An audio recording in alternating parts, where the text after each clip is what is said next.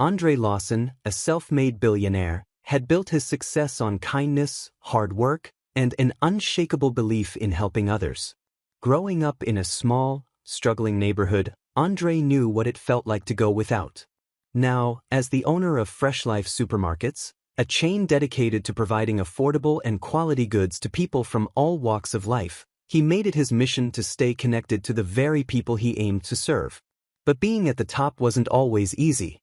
Andre often wondered if his employees truly upheld the values of his company when he wasn't around. Were they treating customers with respect? Were they making everyone feel welcome? These questions lingered in his mind until one day he decided to find out for himself. It was a chilly Monday morning when Andre left his mansion, dressed in a simple hoodie, jeans, and old sneakers. He deliberately avoided his usual polished appearance, choosing instead to blend in as a regular customer. His assistant, Jonathan, tried to dissuade him. "Sir, are you sure about this?" Jonathan asked, concerned. "What if someone recognizes you?" Andre chuckled. "That's the whole point, Jonathan. I want to see how people are treated when they don't know who I am." With a nod, Andre drove himself to one of his flagship supermarkets in the city. Parking his modest car far from the entrance, he took a deep breath and stepped inside. The supermarket was buzzing with activity. Shoppers filled their carts with fresh produce, baked goods, and household items. The warm smell of bread wafted through the air, and upbeat music played softly in the background. Andre grabbed a basket and began casually strolling through the aisles, observing everything. At first, he felt a sense of pride. He noticed employees helping customers find items and restocking shelves efficiently. But as he moved deeper into the store, something unsettling caught his attention. In one aisle, he saw a young mother with two small children struggling to reach a box of cereal on the top shelf. Nearby, a store employee stood scrolling on his phone, ignoring her completely. Andre frowned and stepped in to help her himself, handing her the cereal with a polite smile. "Thank you so much," the woman said, visibly relieved. Andre nodded, but inside he was troubled. Was this just one careless employee, or was it a bigger issue? As he continued shopping, he noticed other small signs of neglect. A spilled carton of milk on the floor had been left unattended. A senior citizen was waiting too long for assistance at the deli counter. Andre's instincts told him there was more going on beneath the surface.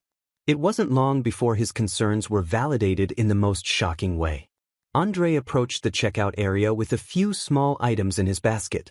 As he waited in line, he suddenly heard a sharp voice behind him. "Hey, what are you doing here?" Andre turned to see a sharply dressed man storming toward him. It was Peter, the store manager. Peter's expression was a mix of arrogance and disdain as he looked Andre up and down. Andre, keeping his cool, replied calmly, "I'm just shopping." Peter snorted, his voice loud enough for nearby customers to hear. "Shopping? Dressed like that?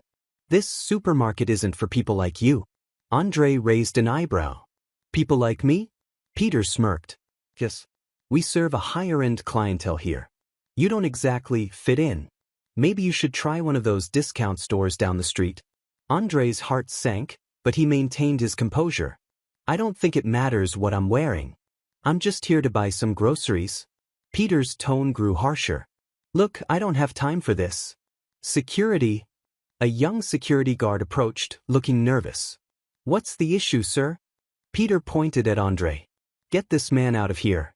He's making the place look bad." The guard hesitated, clearly uncomfortable. "But he hasn't done anything wrong." "I said get him out." Peter barked. Andre felt the eyes of the entire store on him.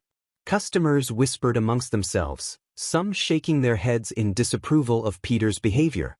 Still, Andre remained calm. He wanted to see how far this would go.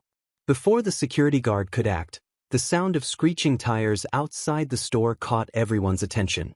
Moments later, a sleek black SUV pulled up to the entrance, and a sharply dressed man stepped out. It was Jonathan, Andre's personal assistant.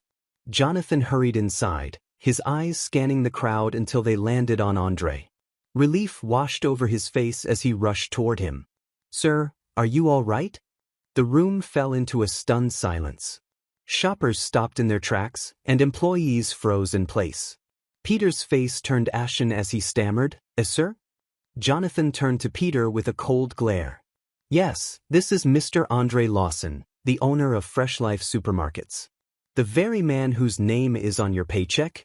Gasps rippled through the store as the realization sank in. Andre looked at Peter, his calm demeanor now replaced with quiet authority. So, Peter, would you like to explain why you treated me the way you did? Or should I assume this is how you treat every customer who doesn't fit your so-called standards? Peter's mouth opened and closed, but no words came out.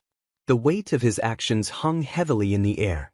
Andre folded his arms, his gaze unwavering. I think we need to have a very serious conversation. The entire supermarket was silent as Peter, the arrogant manager, stood frozen in place, his face pale.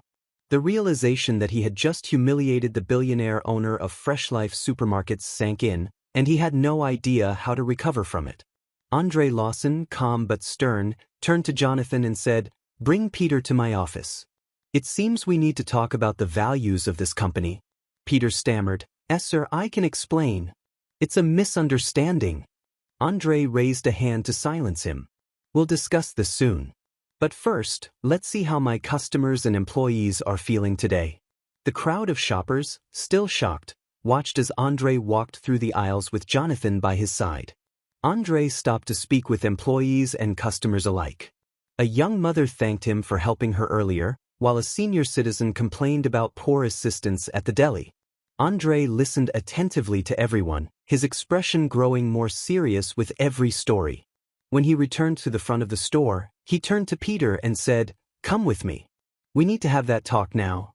The meeting in the office. Inside the manager's office, Peter fidgeted nervously while Andre sat behind the desk, looking through reports and customer feedback on his tablet. Finally, Andre looked up. Peter, he began, his voice firm, when I started Fresh Life, my goal was to create a place where everyone, no matter their background, felt welcome and respected. Do you think you've upheld that vision? Peter gulped. I didn't mean to. Andre cut him off. This isn't just about me. Today, I saw a young mother ignored by your staff, an elderly customer left waiting, and then I experienced your blatant disrespect myself. Is this how you lead this store? Peter's excuses began pouring out. It was a mistake, sir. I didn't know it was you. I thought you were just some poor guy trying to... I thought... Andre's eyes narrowed. Exactly. You thought. And that's the problem. You judged someone based on their appearance. That kind of behavior has no place in my company. Peter began to plead, Please, Mr. Lawson, give me another chance. I've worked here for years. Andre leaned back in his chair, his expression unreadable. I don't make decisions lightly. You'll be hearing from corporate soon. For now, you're suspended, effective immediately. Peter's face fell as security escorted him out of the store. An unexpected twist. After Peter left, Andre gathered the employees in the break room for a meeting. He spoke passionately about the values of Fresh Life and the importance of treating every customer with respect. As the meeting ended, an older employee named Clara approached him. Clara had been with the company since its early days and was known for her kindness and wisdom. She hesitated before speaking. Mr. Lawson, there's something you should know, Clara said softly. Andre raised an eyebrow. Go on. Clara sighed. Peter, he's been cutting corners. He's been inflating numbers on reports to make the store look more profitable. And I've seen him take money from the register on more than one occasion. I didn't have the courage to report it before, but after today... Andre's jaw tightened. Thank you for telling me, Clara. You've done the right thing. I'll make sure this is investigated immediately. The redemption. Later that week, Andre made a surprise visit to the store again, this time in his usual sharp suit. The employees and customers greeted him warmly, their respect for him only growing after the events of the past few days. Andre announced that Clara would be the interim manager until a permanent replacement was found. Clara embodies everything Fresh Life stands for, he said, and I trust her to lead this store with the integrity it deserves. As for Peter, an internal investigation confirmed Clara's claims, and he was permanently terminated. A humble reminder. That evening, as Andre sat in his office, Jonathan entered with a stack of letters from customers who had heard about the incident. Many praised Andre for his humility and commitment to his values. Andre smiled as he read the letters. "This is why I started Fresh Life, Jonathan. Not for the profits, but for the people." Jonathan nodded. "You've reminded everyone of what truly matters, sir." Andre leaned back in his chair, reflecting on the past week. The incident with Peter had been an eye-opener, but it also reinforced his belief that staying connected to the people he served was the key to his success. And as for the shoppers at Fresh Life, they knew they weren't just stepping into a supermarket, they were stepping into a place built on respect, kindness, and second chances.